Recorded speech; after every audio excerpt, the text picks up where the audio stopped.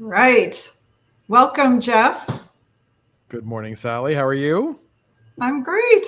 I'm excited for our live webinar today. So thank you again, my partner in AI crime here. Nice.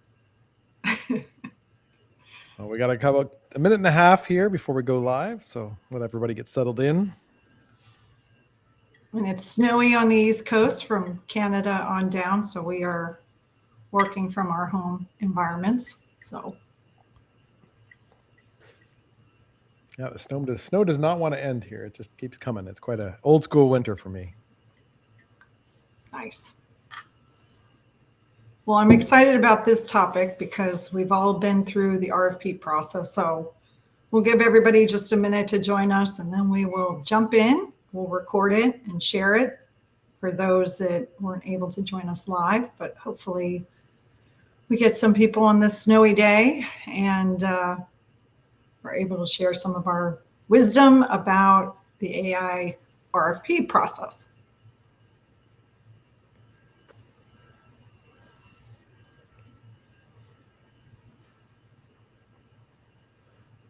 All right, the countdown, Jeff. Yes, the anticipation. It's a hot topic, RFPs. Well, we know firsthand. We've on both sides of the world of RFPs, so. It should have been titled RFP Hell and How Not to. Anyway, well, thank you everyone for joining us. It's 11 a.m. Eastern time. We're going to kick off our live LinkedIn webinar. So thank you, Jeff Cramp, for joining me, my AI partner in crime, our Chief AI Officer. Thanks for having me, Sally. Good to be here. I love these conversations. Yeah, this is a good one. I think everybody that is listening probably has issued an RFP, responded to an RFP, and has ranted about RFPs. So now that our industry is embracing AI in every form, there's probably a million of these flying around on both sides, people looking for AI for the customer experience solutions for their organization. And our goal here is to share our experience and some templates and some checklists and help you walk through this process because it's definitely different. So if you're ready, Jeff, I'm ready. I'm always ready. All right, let's go. So our agenda today, we're going to talk about why they fail, the RFPs themselves, what you can do to prepare to issue an RFP and what you can do throughout the process, what to ask beyond features. We're going to talk about compliance and the LLM strategy, implementation, pricing, how to future-proof it, and then the checklist. And we're also going to offer you a template for an actual RFP that you can download and use. So we'll get into all of this. Let's go. Let's go. So why do they fail? Well, I think if you're thinking of issuing an RFP that's like 1985 or an old kind of call center RFP that you've tacked on a chat bot and you think of it in terms of, do you have these features that we're looking for? It is a different day with AI, meaning you want to be far more focused on outcomes and what it can achieve than features, because it gets better over time. And so that is very different from the day where we would receive an RFP or issue one where you're looking for it to do certain things. So we're going to talk about this and what you can put into the RFP, what you should focus on, and hopefully give you a practical design for something that works. Yeah, exactly. We don't want to sort of promote the hundreds of pages in an Excel document RFP where everything has been shoehorned in over the years. You really want something tailor-made. And I think because this is such a specific platform, it's not a huge investment. Like historically, infrastructure is quite large. This is a large impact, but the RFP should really just be focused on what your goals are. Exactly. So let's talk about all of the things in terms of internal preparation. Jeff, you want to take us through this? Absolutely. Yeah. So, and anyone who's listened to our other webinars, some of this will be repeats. We've talked about this as far as implementation goes, but for an RFP, to be successful at it, you have to really have that conversation internally. Make sure you understand what your contact volume is by channel. The vendors are going to ask that. What's your reason for contact? How does that break down? Like what percentage of your contacts are about various topics? Because that's going to be determining what your automation strategy is, what tools are needed. Should know things like your AHT and your escalation, your repeat contact rates, all the things that affect your cost, because you're going to have to factor those in when you're doing your sort of ROI of the pricing that you're going to get from these vendors. And then SLAs, CSAT, any known CX gaps that you have. If you know your baseline CSAT, then you can find out, okay, are we maintaining the course? Is our implementation bringing it down? Is it bringing it up? Which is what we often see. So that's really important on the data and metrics side of things. From operations and technology, you want to make sure you have knowledge. This may seem common sense, but we see it all the time where people expect these bots to do anything and everything, and they can make up anything and everything, but you really need to have a really strong knowledge base. So we've talked about readiness, AI readiness, and knowledge is one of the pivotal parts of that. What systems are you running? Because you're going to need to integrate to get these bots again, to get that automation rate. So you having a detailed list of what those are. If they're web-based platforms, that's really good because oftentimes it's pretty easy to integrate to those. What regions of the world are you in? What languages do you need to support? And what are your compliance requirements? So you need to make sure you have all of that sourced out to put together this robust RFP. And then as far as strategy goes, you want to make sure that you have set realistic goals about your automation. And again, this is if you understand your reasons for contact and what the agents are doing, that should be easy to speculate. What's your timeline? These things move fast. You can get up and running very quickly. So what is your timeline? If you're expecting to spend a year doing implementation and have sort out all your ducks, put your ducks in a row while that's happening, that's not going to work. You're going to be ready to go and then do your RFP and then launch it. It's lightning fast, and get everybody involved. So putting together the RFP, you want to make sure that technology, of course, is involved for integrations and compliance. You need finance involved because they're maybe got the reins on the budgets and want to know what's going on. Marketing, they've got visions of how they want to be perceived out there. Maybe your e-commerce team, maybe is the bot going to help with purchasing as well as like general information and product support. Really having all the players involved, having them ask their questions and bring them all together is key. Well, it's huge because you could have a situation where you issue an RFP, you don't have everyone internally on the same page. You have these vendors come and present. There's always that stage, right? You get the responses and you have them come and present. And then you have your finance team on one page expecting 50% or 80% automation and great savings. And then you have your marketing team like, no, no, no, no, no. The branding and the customer experience needs to be this and that, and don't automate a percentage. So they just to get everybody on the same page and what channels and what categories out of the gate, doing that before you issue the RFP so that you are set up for success, I think is the whole point of this. 100%. Okay. All right. So let's get into this because it's more than, oh, what does the platform do in terms of features? So there's a lot more to it. Yeah, exactly. Historically, you approach these platforms and say, okay, well, does it have this feature? Does that feature? Well, that is not a good approach, we feel, in this world. So as I mentioned, first of all, what are your compliance and your certifications that you require? So like, is the bot going to be handling the purchasing of said items, or is it really just providing customer support? So do you need PCI? Do you need HIPAA? Do you need any sort of compliance or sort of general practices to meet your InfoSec team's requirements? That's going to help you whittle down your vendors right away. So that's an important thing to know. So I would put that right up front. What are the requirements? If they don't offer it, then maybe it's not a good fit, but maybe it is because, again, what world does this little AI chatbot touch? What does your voice bot touch? That is key. So when you scope all of this out, which areas does it talk to? And it may not even fall within your compliance needs. So I think it's really important to have that conversation, talk about your goals. So if you already assessed your goals, then see, okay, where do those overlap with your InfoSec needs? Oh, and then on the vendor side, if you know you have some of these requirements, then save them. These are new, fast-moving companies, they may not meet all of these certifications or compliance requirements, and so just do them the favor of sparing. Right. And again, you can control this, right? So if there's anything to do with health or medical, you can escalate right away and not have the bot handle it.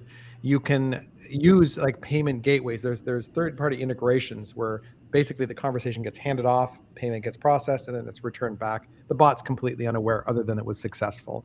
So you really need to understand like what are your customers going to be doing with this? What are your needs and so forth. So it's really a conversation. And so you want to understand fully, like you don't need to just check that box because you need to check that box. Okay, so this is another one, and this is one I feel like most people either really don't factor in or even think about is what is the vendor's LLM strategy? Historically, a lot of companies would create their own sort of machine learning language or their natural language understanding or processing, and they would tout their abilities. But that takes a lot of effort and a lot of energy in-house to do that. And there is some perks to that. If you've got a custom trained LLM specific to your industry, then maybe that's really good because that gives you really tailored experiences for that. But they're going to move slower. So if the next version of Anthropic or OpenAI's or these other language models that are constantly being iterated on with massive teams of development, you're going to be missing out on some of that functionality or some of that sort of smoothness of conversation or the nuance that these language models get. We've seen so much progress over the last couple of years with these language models and their abilities. To me, you'd have to really weigh the balances. So we can have this really tailored language model that maybe moves a little slower, maybe it's not as conversational, but specific to our business, versus something that is completely flexible and you can ramp that up. Can you influence the usage of LLMs? So if you're with a vendor that sort of like bring your own language model kind of model, can you control that a little bit? Because some of these prompts can get quite large if there's a lot of processing and conversation. And if you're paying sort of what in the LLM world is tokens, the cost can go up quite a bit. So having some control over that, if it's a fully managed solution and you're just paying per interaction, it's not as less of a concern. And how are models evaluated and updated? So if they are building their own models, like is there some protection in place? Usually, if you're using an existing language model that's out there in the world, you can pivot, roll back because they're always available, and the timeline for them being available is quite long. But in-house, if they are doing something and they're going to make a pivotal change, they may not be ready to roll back. So understanding how they evaluate that, how they update that, and then if you have the ability to control your language models, like do you have a strategy to test? Maybe Anthropic is better than OpenAI for you because of the type of business that you have. So playing around, these language models all have their own little personality. So it may be something that you care about and you might want to play around with. And then in a bigger picture, how does the platform handle hallucinations and drifts of conversation? So is there some monitoring in place? Is there some assessment that goes, is this an hallucination or did this come from fact? Can you control that? How tightly can you keep the reins on that? And do you even have control over those prompts? Like if this is a managed solution, maybe you don't have any experts that are sort of prompt engineers in-house. So you can just give them guidance and then they handle that. If you have to handle that, you need some guidance. You need to know what you have control over, maybe some training around that. So it's really important to understand your role in this. But this is the heart of any of these platforms is their LLM strategy. So you want to make sure you are committing to this with something that is as far reaching as you can get in this world of fast moving AI. But you want to make sure that you don't do all of this and then get stuck behind because you're using an antiquated model that doesn't change very often. And that you've got the people to run it, right? Like whether it's your partner or the vendor that you've selected or you have it on your team, like I think that's like the glue between all of this is, you may have a training team, but they may not know exactly how to use, even if they're trained. So I just think that's like such a critical component of all of this. Yeah, I think a good way to look at this is people have done in the past with things like CRMs, right? And so sometimes they're very easy to set up and you're like, okay, great, we're good to go. And then you realize you're constantly manipulating this, maybe changing your data collection strategy, maybe there's new features. So who's staying on top of that? Do you have a CRM team on hand that's manipulating things? I know with Salesforce, a lot of times people have small departments that just run that whole thing. And so this is the same thing. If it's not a managed solution, who in your organization has that expertise? Who knows how knowledge should be structured? Who can do those prompts and tweak those prompts in a way that doesn't catastrophically make things worse? It's really important to understand from your vendor their strategy and the responsibility around that. Capabilities. So, Well, yeah, you jump into it, but this is like you do, while we said it's not just about features and capabilities, you do need to know what it actually can do.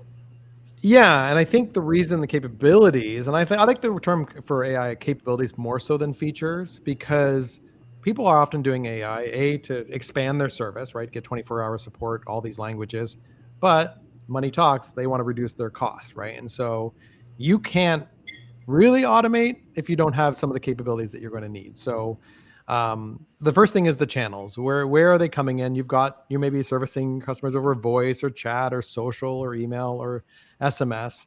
Really, in the AI world, you've got two buckets. You've got your digital bucket and your voice bucket. And we always recommend start digital. You can start with your web chat, build out your AI solution, roll it out then to your other digital channels.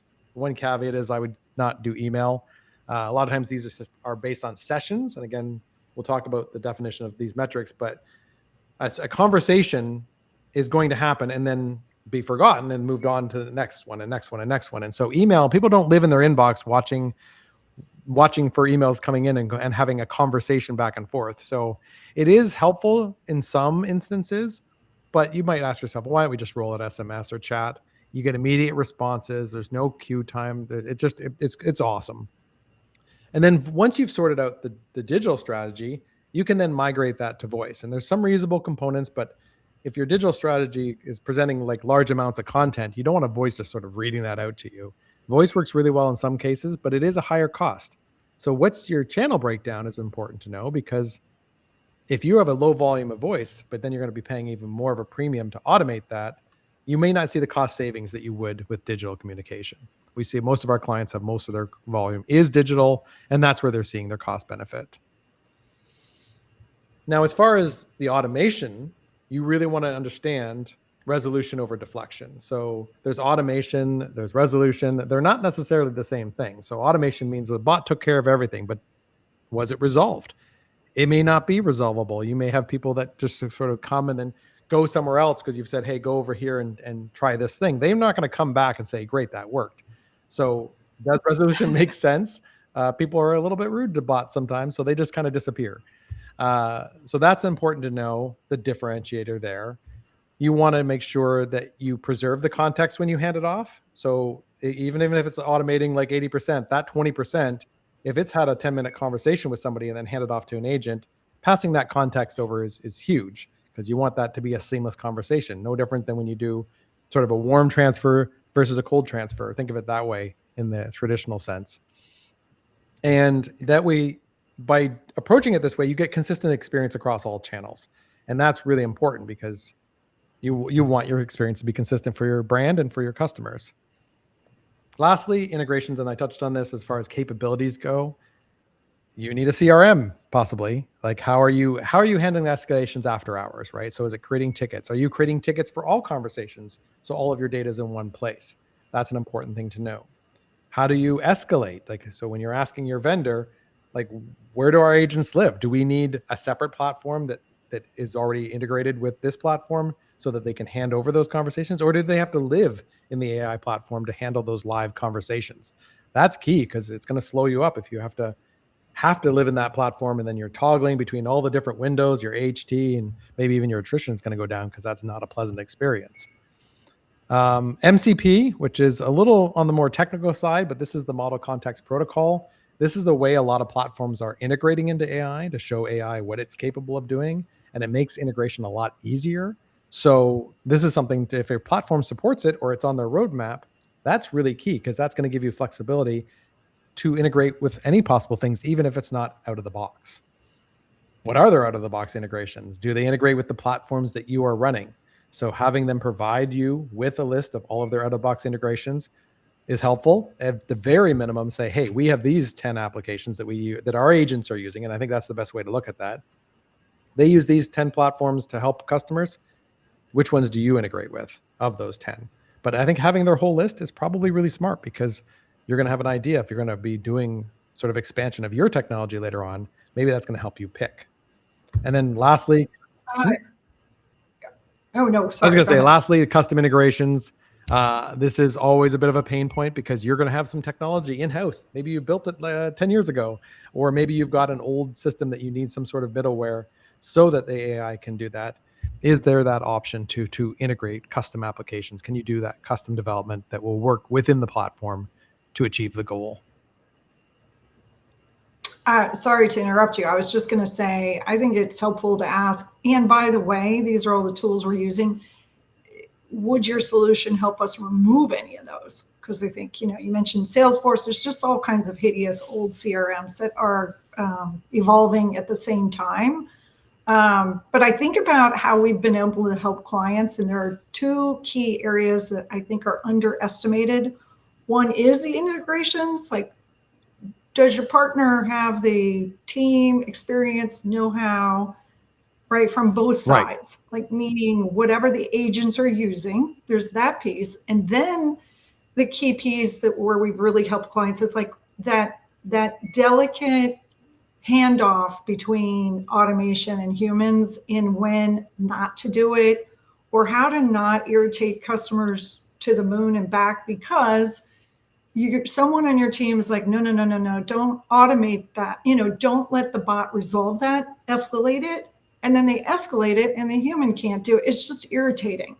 Like, I would say knowing the technology integrations or how to do it and knowing what and how to automate or not in order to, make sure, let it do as much as it can do, because if you're going to implement it, and you're just going to escalate, then you're just introduced a cost and an irritant more so to your customers than anything else. 100%. That's the world we live in, right? So I can't help myself, but sorry. Yeah, no, I think it's really important. I think a couple things that you brought up there is interesting. So one, if the platform allows your agents to live in there and handle those interactions, both offline and online, then maybe you don't need a CRM. Maybe that is going to reduce your costs a little bit. Like, what are you using your CRM for? Is it, if it's not your source of truth and you're using other platforms, then maybe you don't even need that. So that's a really good one. And I think really it's important to understand your customer's journey, but also your agent's journey. I think, like, I'm always a big fan of the back to the floor, like go spend a day on the floor, taking phone calls and doing emails. Like, what are the tools like that they're using? And you really need to understand that process versus like, oh, we just want to automate 50%. So let's just sign up a platform. No, what are they doing? Because the agents are replicating that behavior. So the AI agents are replicating that behavior. So they need to be able to use those tools, but in their own little way. So APIs or MCP or whatever the case may be. So I think having that understanding is really key because you're going to ask the right questions for these platforms. Like, hey, our agents do X, Y, Z. Could that be replicated in the bot? Okay, so let's talk about implementation. We did a whole webinar on this, and we're happy to put that link in follow-up as well. We've talked about planning and gathering the requirements. This is, sort of where the rubber hits the road. You're going to see a big, giant checklist and a giant RFP, but I would encourage everyone to just have communication on the internal team side of the equation to make sure that you have the highest level priorities and success metrics sort of mapped out. But you can get overloaded and weighted down with too much. So, of course, planning out your timeline, it moves very fast. So if you're thinking, oh, this is going to take, 3 months, that's not the case. You can move a lot faster than that. In terms of we already talked about this, but having the content you need to get ready to go and the team together and getting on the same page, integration requirements and who's going to be running this implementation? Who is going to own which tasks and who's going to do the integration work? It's sort of like this. It's one thing to run an implementation, and you may find you're talking about an RFP here. So you're going to ask, like, how does the implementation work? And what is the timeline? And who's doing what? But it's more than that, because I would caution, like, again, the AI platforms know what the platform can do. Only you know what you want your customer experience to be like. And do you have the sort of glue between the two? I would say that is very important, and that isn't necessarily going to be the case if you have a really fabulous team that knows your training or policies. That's very critical. Then you may have a gap between that and the AI technical capability kind of contact. So, Jeff, what do you think about that? Yeah, I think that that's so key. I think asking too what the implementation what's their mindset or their process for that. You don't want a timeline of, say, 6 months or a year for them to build up so that we're going to launch and already right out of the gate you're going to be at 80% automation. That, first of all, that's not going to happen in a year from now. It's going to be vastly different because it's constantly changing. But you want to say, okay, what's your strategy? Do you have like a phased approach, right? Are we going to launch in 6 weeks with a bot that's going to automate like these 3 top things, assess the quality of that? Is it affecting your service? And then roll that out. And to your point, who's responsible for those different phases, right? So this is where knowing your business is really important. What are those contact drivers? What are the ones that are sort of the low-hanging fruit that are easily automatable? So relaying policy, relating product information, looking up orders, all of that kind of usual stuff. You get those out of the gate, but there should be some strategy and the sort of like phased or milestone approach for launching. Like at what date do you expect that to be on your website? And then what are the next like 3 or 4 phases after that? And you'll be determining maybe what it's tackling. Maybe your vendor will be providing insight for that. But if they're just going to wait around for you to tell them, okay, let's go to phase 2, you want to know that because you're going to have someone internally managing that project. So a lot of this is a big difference between a managed service or versus sort of like a platform that you are buying to then run. So I think really understanding that distinction, and especially when it comes to implementation, because sometimes those are separate. Like there might be like a professional services component to that. And what happens when they determine the implementation's done and you're left on your own? Like that's really important to know. Yeah. Yeah.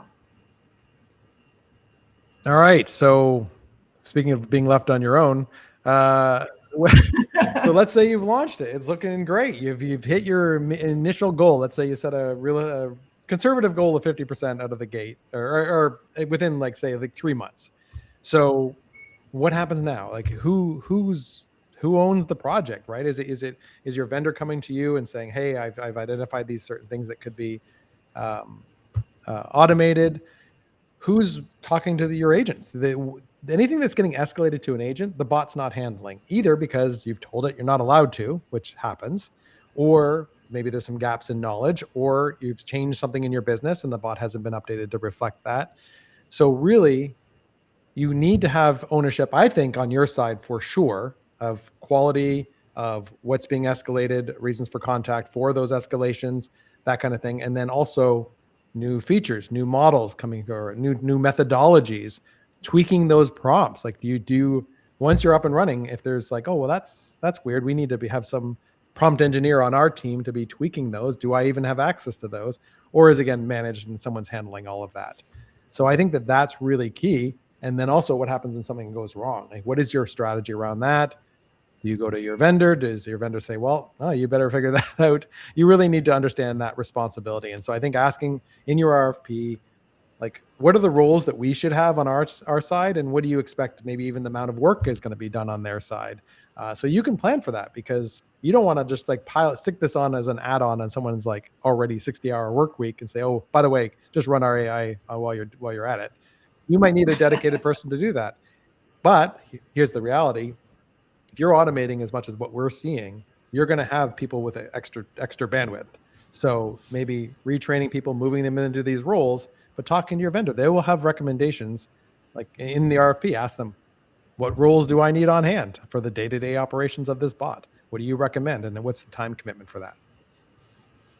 I mean, they may or may not, Jeff. Like we have our own AI platforms internally for different functions. And I would say the word chasing comes to mind when these businesses are busy. So this cadence, this idea that you're going to have access to a resource that can give you answers is a big deal, because I feel like we're constantly chasing, and you'll get an account rep, but they have no clue. They're being very nice, like, let me get that answer for you. And then it's 3 days later. So it's, to me, something in the RFP. It's like, how do we get, what kind of technical support will we have? What range, what is the support going to look like? And how is that going to work in terms of a cadence? Yeah, no, I think that's key. Like that's what we kind of do, because we are the middleman, is we're always chasing down people. But that's the thing, is that's what I also think is our strength, because we, like, not only we have the access to various platforms and their support there, but also to their engineers. So we're always giving feedback. And I think that's important to the last point here, is having a cadence with your vendor, because we're constantly feeding what we're seeing our customers are needing to our various platforms and letting them know, hey, this feature is really being requested, or we're seeing a pivot in the market that they may not see, and it becomes cyclical. So then they become more successful, which then in turn we become more successful, our customers become more successful.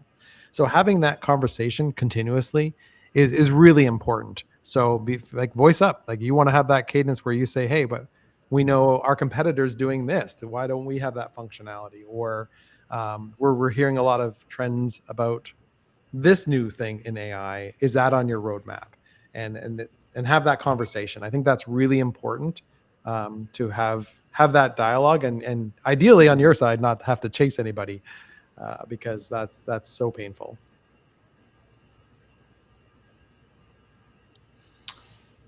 Okay, so let's talk about all of the definitions in your RFP, because maybe it's our experience over the last, Jeff, year and a half, where we're like, okay, wait, again, what's a resolution versus automation? What is a session? Okay, it's about conversations.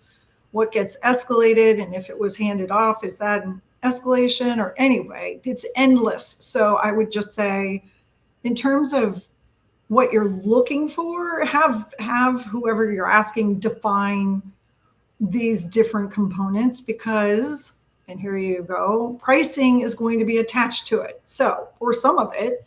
And I would even say, give me a sample reporting and give me a sample invoice, so you can see what it looks like. Like if it's an automation that touches everything before it hands off, and there's a cost for that or not. If there's a cost for only those things that get quote unquote resolved, and then does it count if the customer kind of fades away and it just closes? Like take a chat, for example, chat session. So all these things are new. It's helpful to see it in a practical sense, and maybe that's, just our lessons learned when I say, let me see a sample invoice, let me see sample reporting, give me the definitions. And asking for those in an RFP is just going to save a lot of suffering down the line. Yeah, that is so key, because everything in tech has lingo and terminology, but AI, I find, is really, because everyone's trying to get their feeling of what's what, right? And so they may say, like, oh yeah, you only pay for a resolution. Well, what's a resolution? Or like you said, most of these platforms, in order to automate it, you have to feed everything in through it to see. It doesn't know in advance before it sees the message, if it can automate it. So that is a factor. Oh, well then that's true, because then you could just claim it's 100% automation. Yes. But maybe nothing gets resolved. Right. And yeah, so there's things like, well, the bot had the last word. Okay, well, that is automated, so that is true, and that is it's not. So none of these are good or bad. You just want to make sure you're understanding what the SLAs are, what the KPIs that they're giving you, what they all encompass. And then I'd try to adopt that same terminology in-house when you go with one of these vendors, because if you start tossing around automation versus resolution, and someone sort of maybe even leaves a conversation in a huff and the bot goes like, sorry, I wasn't able to help you. Well, that was resolved because the bot had the last word. So if there's analysis that's performing on that and says, okay, well, this was an unresolved automated chat, it's a good thing to know. And it may not affect your pricing, but it is a good thing to know of how well the bot's doing, because you can look into it. Why wasn't that resolved? Is it because your policy is just a policy people don't like? Maybe. Or is it because it couldn't access a tool that it needed, or it couldn't modify an order, or whatever the case may be, because you haven't given it that ability yet? And again, that may be fine, but it's good to know. Same thing with sessions and conversations. There's various ways that companies are defining those right now. And again, they may have a totally different set of terms, but asking those in the RFP will take away a lot of confusion and make sure that you set yourself up for success.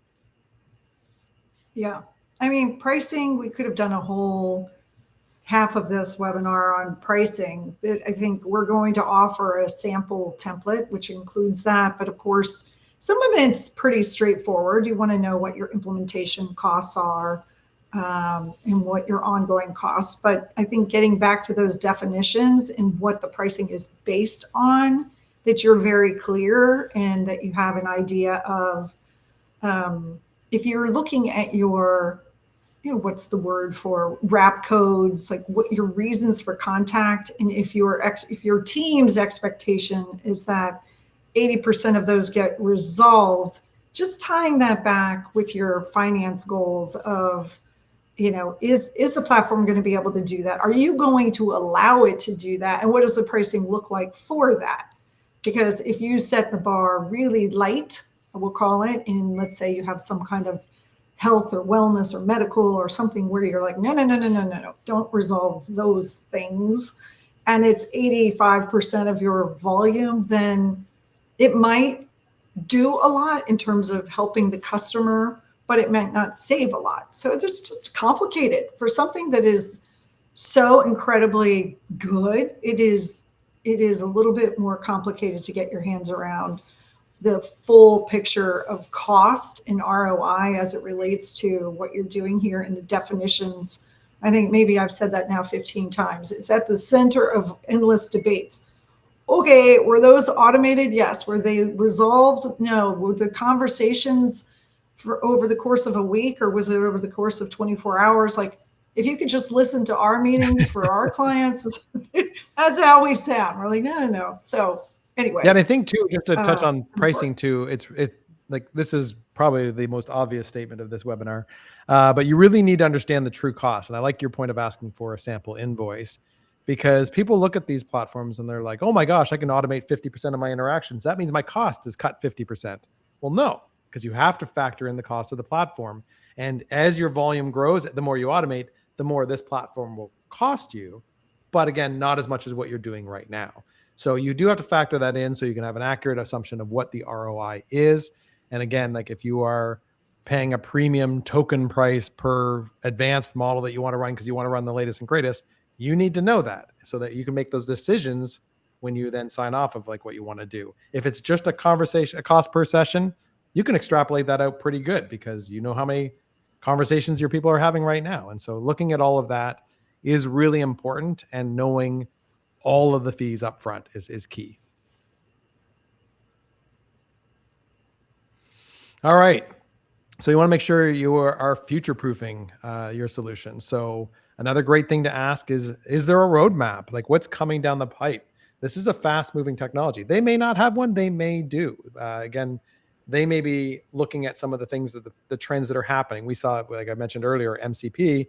We're now seeing that in platforms as sort of a default. And so that didn't happen right away, but it was on their roadmap. Now we're seeing that. And so what else is they're doing? Is they're doing post-conversation analysis. So you're getting more insight out of that. What are they looking at? What are they seeing in the field? Because you don't want to hear about something where like, oh, I wonder why my vendor's not doing that. Or I wonder if they know that. Get a roadmap.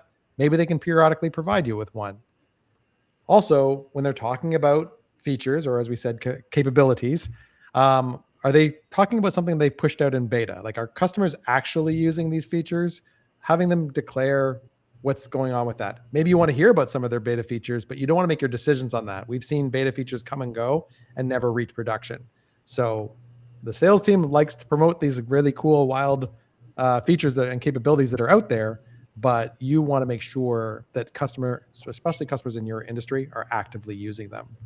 And language with AI and large language models, this should not be an issue. But if there is some restriction on what they can do with languages, do they have expansion plans? Do they cover all the languages that you are planning as a business? Getting that mapped out, so knowing your goals is, once again, really important. Is there any improvements regarding cross-channel context? Can it pass that conversation back and forth, send a person a text message, and then pick up that conversation? That's really important. And then this one is really key, is like with any platform, but this one is so pivotal. How do they handle updates, testing them, and rolling them out? So if you've got a company that's using custom language models and they're rolling those out, you really want to test that thoroughly. If it's one of the large language model companies that are out there, we tend to be about 1 or 2 subversions behind, which is really good because you want to make sure that it's sort of really fine-tuned and set there. But what's that rollout strategy? How do you make sure you're protected? Can you roll it back? Do you have any control over that? That is really key.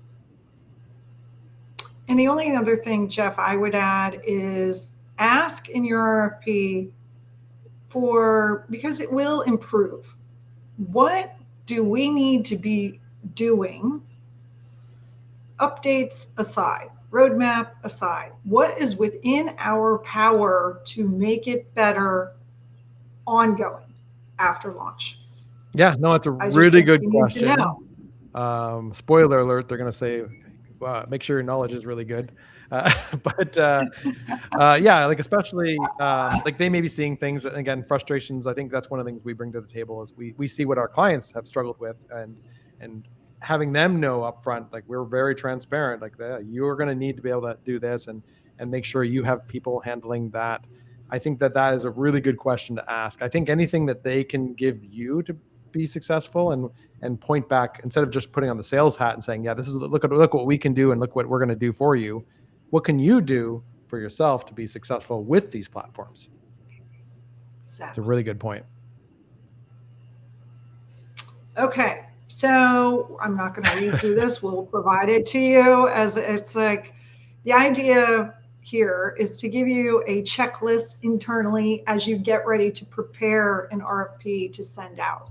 So we've talked about all these areas, from preparing internally to defining the channels and having your data and what kind of compliance or governance do you need, and on and on and on with the sample reporting. What are you really looking for? And of course, pricing, but getting your team on the page. This is the idea here, is these are all kind of the things you need to be thinking about in order to issue an RFP.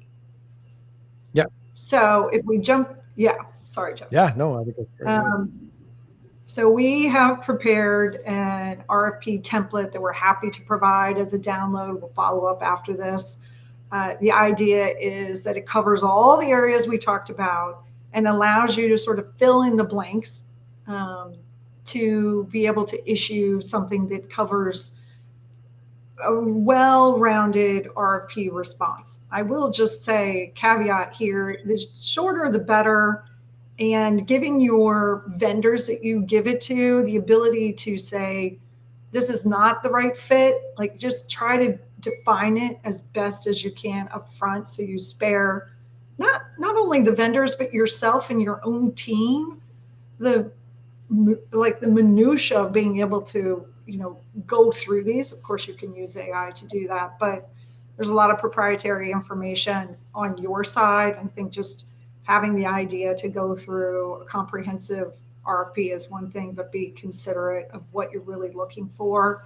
And that kind of goes all the way back to having your team be on the same page and defining what it is you're really looking to do, and having, frankly, some common sense about your customer service volume. And, you might be looking at this maybe in RFI, in which case I'd take this down to, a fifth of the size of this. And so you just get a sense for what's out there in pricing, which a lot of people do too. And I think, and I think too, on that, to your point of putting your information out there, be very transparent about your volume. Some of these platforms and vendors will not even look at you unless you're a certain size. So I think that RFPs are a painful process. They do consume a ton of time. So I think being upfront about that and like, okay, well, we'll rule that vendor out because it's not even an option for us. I think that's really important. And then a pro tip, I think if you take advantage of this template, fill it out, is I would take that and feed that back into an AI. Like if your company is using any one of the various AI platforms, ask it to identify gaps. If it knows your business, then ask it maybe to look at those responses and say, okay, well, what about this? And then they may give you some additional insight. It's really useful for these type of processes. So I would say this is not necessarily also not a set it and forget it. This is a set it, fill it out, get the departments involved, and then do some analysis and then send it out, because you don't want to have to go through this whole process and go, oh, well, actually we have some follow-up questions. We got to go out and do this and provide this additional information. The more prepared this is, the faster that turnaround process will be for everybody, and the better, more successful you'll be at getting a vendor that really suits your needs.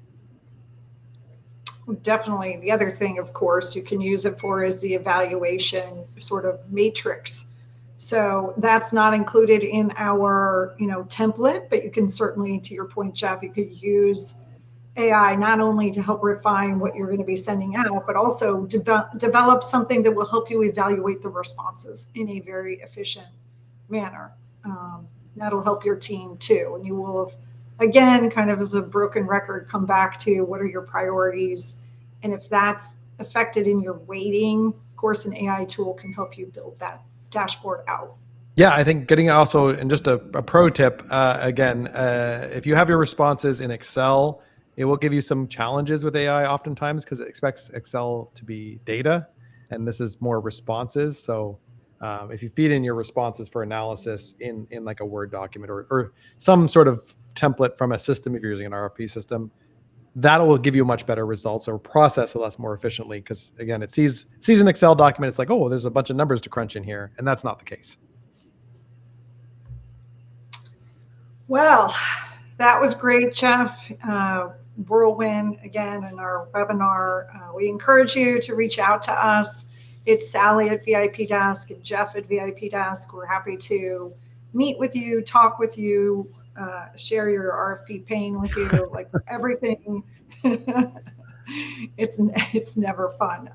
But we wanted to offer you our experience and share with you some of our tools and lessons learned. So thank you, Jeff. That was incredibly helpful. Oh, always fun to do these webinars with you. Yeah, more fun than an RFP. Well, that is certainly true. Thank you again. Thanks everyone for joining. Thanks everyone. Hope you have a good afternoon. Thanks, Alan. All right. Bye. Thank you. Bye.